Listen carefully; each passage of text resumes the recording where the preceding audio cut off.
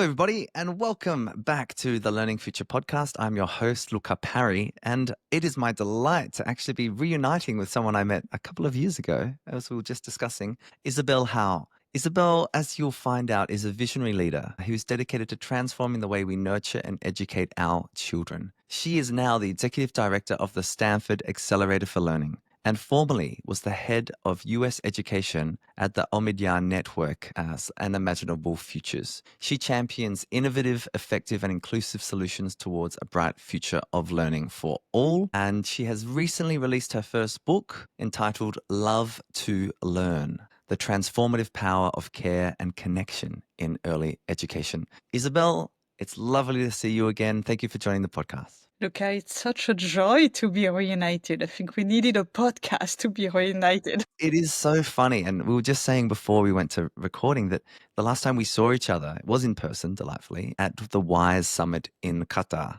almost 18 months ago or so now. And it's just interesting to realize what's shifted. There's been some significant geopolitical shifts, technological shifts. And so I'd love for you just to reflect on where you are right now. What is the thing that you're learning, Isabelle, that's that you're noticing or that's catching your eye or came out of your exploration with the book? Yeah, so lots of things have come from the exploration of the book, but right now one area where I feel like I'm learning a lot is in the area of learning differences. So this area that others call disability, either identified or unidentified, which is one of our pillars at the Stanford Accelerator for Learning, and an area where I had spent some time on, but not dedicated, focused on. I feel like I'm learning so much there. I just finished a great book called, which has a funny title, Normal Sucks. About reframing the concept of what is normal and what is not, and why we have such an obsession societally on this concept of an average normal in education, when in fact every one of us is, so special. I think there's something about the uniqueness aspect that I'm very curious about as well, Isabelle. And of course, the clash with our individual, the individuation process into our unique self with a standardized system that ranks and orients. I've always thought, looking at the kind of learning differences space as a really powerful way for us as educators to try to understand how we might redesign and the entirety of the system. It's something, and it's, especially now that we see the AI wave, with its hype, but also with its horizontal transformational layer, also starting to challenge the way that education has taken place. What are you seeing as someone that's nested, in the middle of Stanford, looking across all the ways that learning is taking place? What would you say about this moment? Yeah, I find that some of the biggest innovations in our humanity have actually come from the margins. Yeah. Some call it the curb effect for any type of road adjustments or pavement, to have people on wheelchair being able to go experience some different possibilities, but that benefits so many other people, including parents with who may just have a little baby carriage, or other people.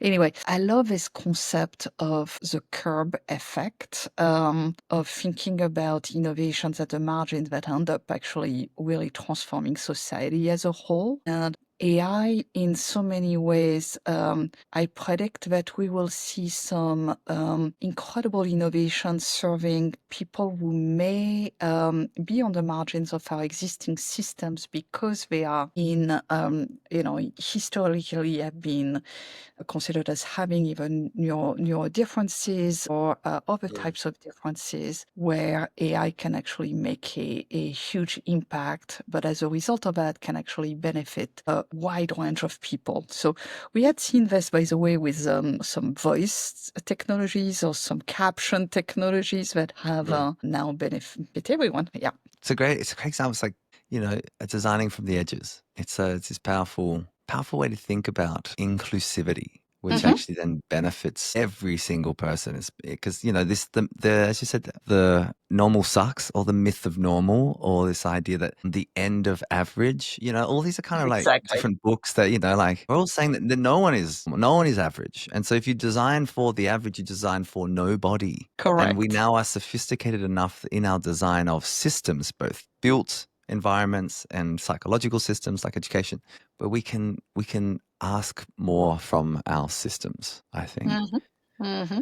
Mm-hmm. Tell me a little bit about what you see unfolding in that learning space, because in a lot of the conversations we have, there is still the dominance of a paradigm which is content-rich curriculum. I like curriculum that is content-rich, but I'd actually like it to be capability-rich as well, and maybe even character-rich would be nice, real-world oriented. So we're seeing a bit of an opening of the awareness of what we might need to do to make learning truly transformational, truly agentic. What's your kind of reflection again at this moment? Yeah, so at this moment, I'm obviously very focused on my recent book and my recent writings. And I would add to your really amazing comment, Luca, I would add that I would love to see learning to become also a lot more relationship rich or relational rich. Mm,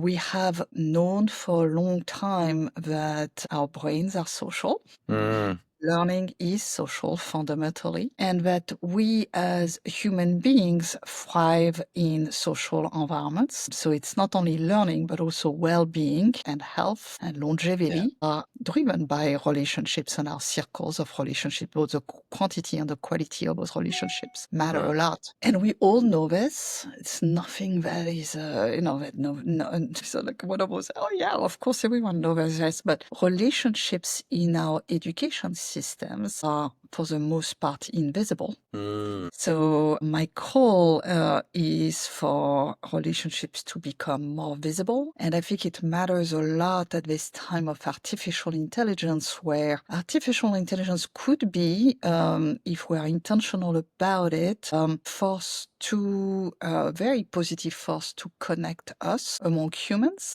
mm, and make those connections more visible, or it could be replacement of those human relationships. mm. And so we have a major choice in front of us, with this technology, which is really a tool that humans have designed on which path we choose. Well, I want to go two directions here. Let's go the first direction first. 'Cause I really want to talk about the science of love and connection Yeah. and this relational basis. And so let's talk about that. And then I also want to have this conversation around technology in learning, because again, as someone you're so well positioned to have this conversation with. But let's talk about that first piece, like this idea of the invisible relationship. And I remember speaking with Professor Stephanie Jones, who runs the Easel Mhm. Lab at Harvard, and our conversation was, what if instead of putting a person at the center of, the Bronfenbrenner ecological model, we put relationship at the center? It's the same kind of thesis. So tell us what you discovered through your research, and why should people? We are so relational as teachers, but so often it doesn't feel like it's not respected for what it should be. So make the case, Isabelle. Yeah, Lucas, such great points. So I like to say that we are all born billionaires. So when we are born as babies, we have billions. Actually, we have about 100 billion neurons in our brains. But neurons by themselves are not enough. So they need to be connected, which what scientists call synaptic connections. For those synaptic connections to occur, they need to happen moment by moment, interaction by interaction. So essentially, those connections are fueled by human relationships. What Stephanie and Jack Shonkoff and many others are calling serve and return Mhm. interactions. If you were to say, an eyesight, touch, laughter with a little one essentially builds those synaptic connections. And then, in fact, 90% of the brain develops before age 5. So the earliest years of life are some of the most plastic when the brain is most ready to adapt and to be shaped by those human relationships. So every moment in life, by the way, matters for relationships, not only the earliest years, but the earliest years of life, as many things in learning and matter tremendously. And we have evidence of the importance of those in a very heartbreaking situation historically that's called the Romanian orphanages. Yeah. Which I've been, Louka, totally obsessed about, so much so that my children are asking me to not stop about the Romanian orphanages any longer. You've told us the story too many times, Mum. Yeah. Anyway, so that's a setting where it became a mine for researchers, which is why I'm so obsessed about this setting, where anywhere between 100,000 young children to the latest estimates are 500,000 young children were abandoned, very sadly, in those institutions. And those little ones were fed and clothed, but what they lacked was love. And as a result of that, literally their brains were physically smaller than those Romanian children who were lucky enough to be adopted outside of the US. So they were a control group. And also their brain activity was meaningfully lower. And also those children who stayed in those orphanages had, severe developmental delays and long-term emotional challenges. As a matter of fact, about 15% of those were never able to have any form of attachment with other human beings. So that's one setting where we can observe the importance of human relationships and love. Literally, it has a physical impact on the brain. And by the way, Louka, we had one more study that's maybe a little bit more positive, but that was looking at the size of a child's hippocampus, so the front portion of the brain that's responsible for memory and for many aspects of learning. When a child is more or less nurtured in more normal environments, that was done by a colleague at the University of Washington, and concluded the same thing, that those children who had more parental support and more love, more nurturing relationships, had a hippocampus size that was also about 10% bigger. So in a sense, if we want children who are smarter, it's not about starting math earlier, giving them more flashcards. It's really, Wow. Oh, that's so powerful as a reflection. It's so powerful. What then is the main challenge for this present moment, Isabelle? Because you think about the challenges for parents or for schools or systems, this distraction versus attention.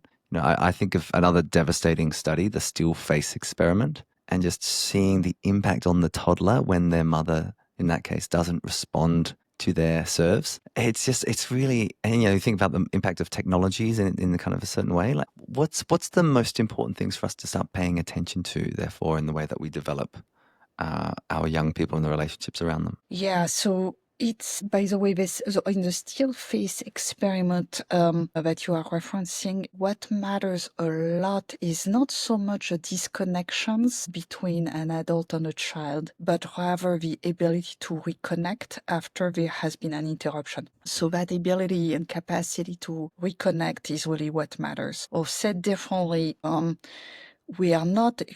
parent is ever expected to have a perfect 100% attention. Actually, this would be almost like overbearing to a child from an independence perspective. So it's really more about the quality rather than the quantity, and this ability to reconnect after there has been an interruption. In interference in the relationship. This being said, you're leading me to raise one of my great concerns in our modern times, which is that we as adults are far too many times interrupted by technology. So there's a lot of discourse on screen time for children, which we can go back to if you like. So I feel like there's a lot on that discourse. Where there is a little bit less, and I would like to see more, is technology for adults. So let me pick one stat which I find really interesting. Any adult in the US, so I don't know in Australia what the stat is, but in the US, the average American picks up their device 200. So in concrete terms, that means that there are a little bit over 200 opportunities for an adult when they speak or when they play or when they look at a child to be interrupted in that beautiful relational moment. Mm. And the problem with technology is that once we have been, often what happens is several things. One is that the child may understand that interruption to mean that the device is more important than they are, but also very often, and it relates to the still facing conclusion about the ability to reconnect. Very often, and I don't know, Luca, if you've experienced this, but I have it very often where I'm getting a notification from work, and I'm not. It's very, very difficult for me to recenter with the same equivalent mood as before, because maybe this text or notification or email was not as pleasant or brings me to think about something else that I need to do. Or anyway, my mood changes. And so the child also perceives, so that changes change of mood and change of reaction. So anyway, all of this to say that whether it applies to parents, family members, or educators at large, we should all be very careful also about these interferences from technology, especially when we are with young children. That's so powerful. I just think this piece on the repair or the reconnection, as you say, you know, and even I think as adult and the Gottman Institute, I think about all adult relationships and intimate relationships as the ability to repair Yep. is an offer. You know, it's almost takes me back to my drama days. You know, like in improvisation, you offer, and does someone receive your offer or is it blocked? You know, it's such a powerful way that relationships seem to work, or otherwise, depending on Exactly. how we repair.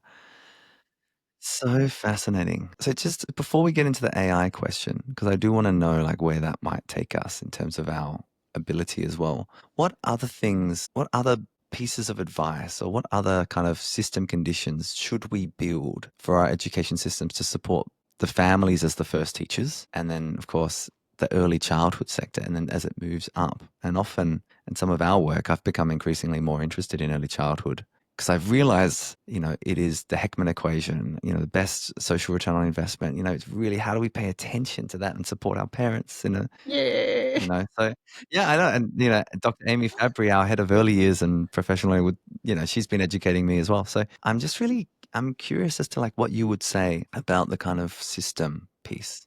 Because it Yeah. seems to me most parents love their children, but maybe they don't understand that, you know, they might think, well, we want you to be reading at age 2 and get you into tutoring classes. And, you know, I don't know, what's your kind Yeah. of perception from your read on the research and what we're learning? Yeah, I have 4 broad recommendations from a system perspective. The first one is at the family levels. Um, how can we make family time relational time? So right now, Luca, there is a little bit of a paradox in our families because families actually are spending more and more time with their young children. You know, if we look at a reasonably long period of the past, let's say 50 to 100 years, families have been spending more and more time, especially fathers actually have been spending more and more time with their children. So great news, parents are more physically present. But the bad news is that they are more and more emotionally absent because of technology and work-related reasons that are fostered by this constant access to technology. So how can we make sure that this increase in family time is really dedicated for this relational time?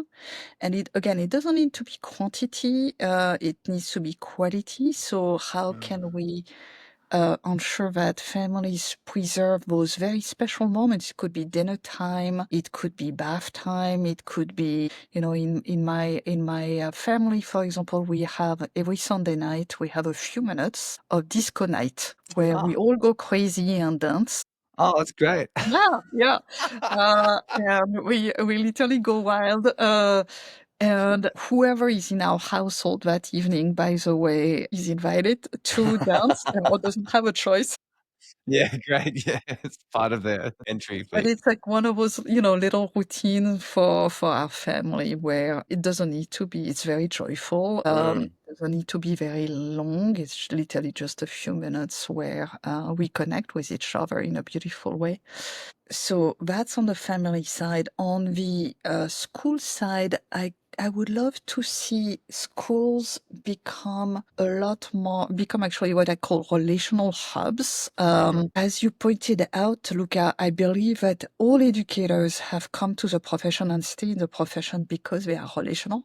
They Mm. love relationships. They love being with little humans and other adults. But the systems are such that sometimes it's difficult to, we have not constructed education system to optimize for relationships. Mm.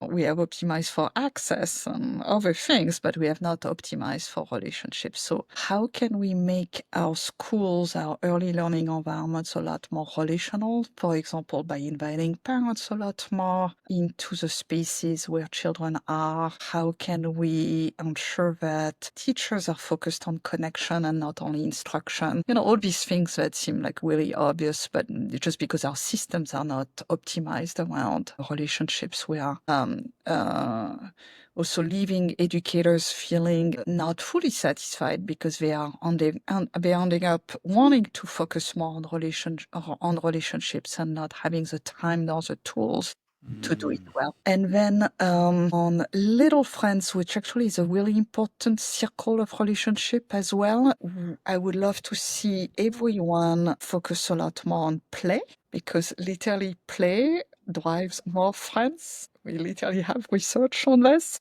Oh, As if interesting. we needed research on this. It's great research. We have research on that actually more play drives more friends. And So play fun. has been receding in our societies, especially free play, free Mm. unstructured play. And I live in an area in the US, Palo Alto, where we have an incredible push toward more and more structured activities at younger and younger age groups. So I see it firsthand, but that leaves very little time for children to just free play, especially outdoors. So that's a call to action here for any listener on how can we ensure that if we are a parent, an auntie, a grandpa, an educator, how can we ensure that, or just a civil society member, how Mm. can we ensure that children just simply play?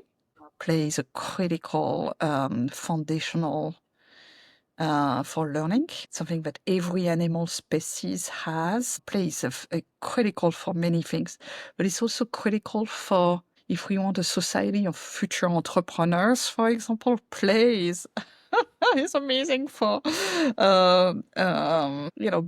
being creative and free thinker and independent and interacting with others. Anyway, has Mm. a lot of benefits. And then the last bucket from a system change perspective is community. And I would love to see our communities become more careful. Nice. And that includes some amazing work that is already underway in many cities, but about thinking how can we structure our urban environment or rural environments to embed more play, more care for our children and facilitate those human connections.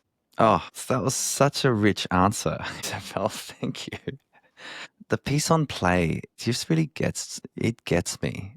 I and it kind of seems if you're an alien species that arrives on the planet, you would kind of question that one. It's such clearly a core part of our human experience. And I just make the point that, you running the Stanford Accelerator for Learning, and the more time I spend at Stanford, the more playful, especially at the D school, it's playful. Entrepreneurship itself is around experimentation and forging into the unknown. These are the things that play is ideally placed to help us cultivate these kinds of capabilities. And yet, for some reason, we're in this era, at least in the Australia, and I would even say the US space, where structure, control and command, seems to still be dominant, or, even explicit direct instruction, not as part of the toolkit, but as a dominant pedagogy, which is to say, I do, then we do, then you do. And there's a time and place for that, of course, and can, really critically. But where's the kind of unknown? Where's the what could we do?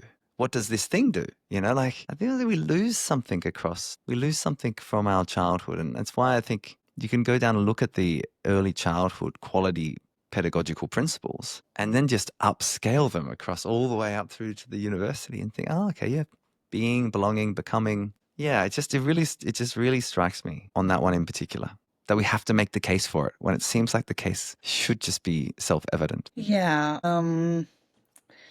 There are obviously different types of play. We have a lot of evidence that guided play in many settings drives greater academic outcomes than direct instructions. And free play has huge benefits too, especially from a mental health perspective. So just ensuring that we have that play remains a critical piece of the equation. And as you say, there's maybe a balance among direct instruction, guided play, and free play. But certainly ensuring that there is forms of those free. One area that I'm actually really concerned about, it's not directly in education settings, but it's playdates. Playdates used to be one of those forms of free play where you had, mom or dad calling their neighbor and organizing, or little ones saying, oh, I'm going to play with XYZ. Yeah. And what I'm observing is that a lot of the playdates are actually becoming more and more structured, with a lot more and more parental intervention. So parents feeling like they have to organize those playdates and maybe provide kits or provide activities or provide, here we have goodie bags and sometimes even an entertainer or someone facilitating the playdate. Anyway, it's interesting societally to see this. Playdates are becoming more and more structured, and it's not a healthy thing. So ensuring that children have time to, play freely without any parental intervention is really, really important. And this can also happen in recess at school. Yes. Same issue, recess time, at least in the US. Again, I don't know the stat in Australia, but in this, we have seen a decrease in recess time, thinking that, recess time needs to be focused on academics, when in fact recess time is critical for a lot of the creative thinking, critical thinking, collaboration skills, all these future skills that we know are critical in the future economy. Such a great point. Yeah, I was just thinking about kind of what we're seeing in Australia as well. And this kind of thesis that you can change a lot of things, but until you try and change the structures of schooling, you might not actually see a really significant transformation, So we're tweaking things around the edges rather than saying, well, we're going to do recess 3 times a day, for this period of time. And we see it as learning time, not as a break from learning, So much of this to me seems to be a framing argument, Isabelle. What do we define as in scope? What do we find useful? And we create these kind of hierarchies of importance, which are often start with the most cerebral abstract and then move down to the most tactile and tangible in a lot of settings anyway. I want to ask you one. Yeah, and Louka, I would add maybe to that framing that in education, we are driven by certain metrics that people are looking at as the measures of success. And by, I mean here tests in particular that are very cognitive based. So they measure a certain type of intelligence. They do not measure and by the way, they are mostly individual based. They rarely measure our social capacity or our ability to collaborate with others. So we have decided that cognitive skills were the most important, and we decided this a long time ago there is a big question in my mind whether we are now at a new time, especially with artificial intelligence, where we need to maybe revisit fundamentally some of those measures of success that may not be appropriate for this future that's already underway, where artificial intelligence has more and more of the capacity to um, um, replicate a lot of our cognitive human intelligence. That's a beautiful segue to this question I've been meaning to ask you. How do you see the AI influence playing out right now? Because we did mention the kind of different scenarios. And, in this moment, it appears, what are you seeing as kind of the emerging future possibilities, I guess is my question, especially on how AI is influencing the learning process, which of course includes cognition, includes social connection, even includes things like affect and emotionality. I think there is one scenario where artificial intelligence can really truly enhance human learning. And that scenario is absolutely there, absolutely a possibility if we use this tool as a way to increase human capabilities and support in particular in the areas of collaboration as well as creativity. So if AI becomes a creative tool for people to be more humans and do really be at their best by being creative and collaborative, that would be one of the beautiful scenarios. There is another scenario, of course, there are many other scenarios, by the way, where AI makes us more and more isolated and more lonely. And more reliant on this technology and less able to be agents of our future. So there are all those possibilities. One area that I am a little bit concerned, I am actually very concerned about, is this area of companionship. Yeah.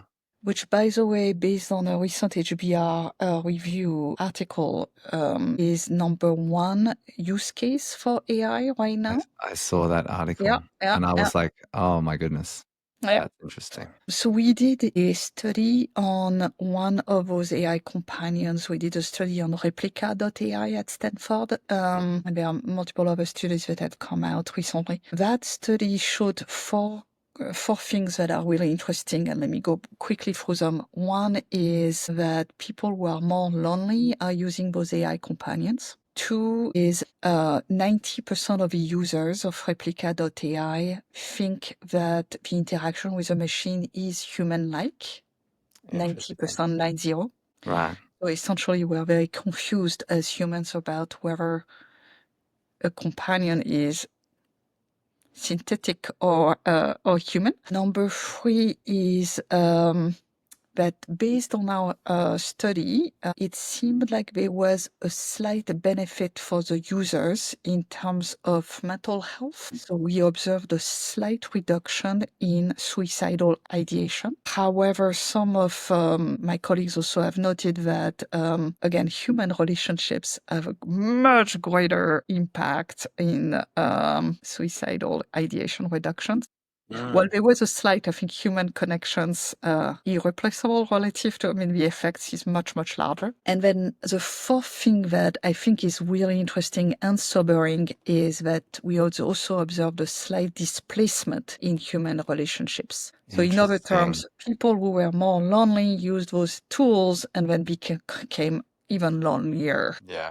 Yeah. So there is a big risk here that those tools that are used by millions may make us more isolated and more lonely. I share the same concerns, I think, Isabelle, with that scenario. I looked at being at South by Southwest a couple of months ago, and I was just struck by the amount of activity of people building things because they can, and that's great. But it's also, but should they, in a certain way? And I think rather than that, we don't want the move fast and break things mantra with this kind of technology. I don't feel. I looked at something called Girlfriend. I can just imagine, swathes of teenage boys and young men forming a relationship with a chatbot rather than going through any educational process to potentially find someone that they may want to, become viable with, as Scott Galloway would say. So, I'm just kind of really, I am kind of, I'm a little, I don't know, fearful, I guess, about where this might go. And of course, very powerful, dopamine loops and engagement hooks and all the kind of things that we know also that are playing into it.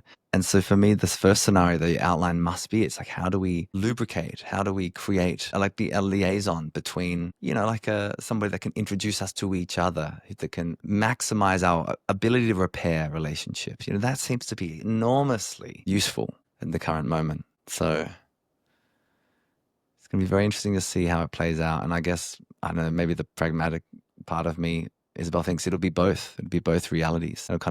It'll depend for whom and under what conditions, both scenarios perhaps. Yeah, and that's an area where maybe research can also help set up some frameworks for young people, young adults, older adults as well, help everyone think about what are the good use cases of those technologies. We would all think, for example, that maybe using a machine for example, for foreign language acquisition, if you are not lucky enough to have someone who is a foreign speaker next to you, might be a good thing. But then if it's at the expense of building healthy relationships and you never get out of those machine interactions, and you are so used to also those almost perfect settings, when in fact relationships are imperfect. Yeah. And that's the beauty of human relationships, is that they are imperfect, but you are so used to having these flawless Yes, systems. absolutely.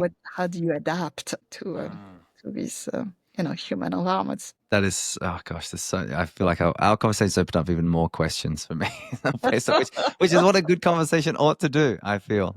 But I do have one final question for you, which is, if you were to leave us, ruminating, contemplating any particular finding or insight from your recent work, what would that be? Yeah, let me say something that's related to my book, which is, the title of the book is Love to Learn. And I believe that if we want our children and all of us to truly love to learn, we must start with learning how to love. That's beautiful.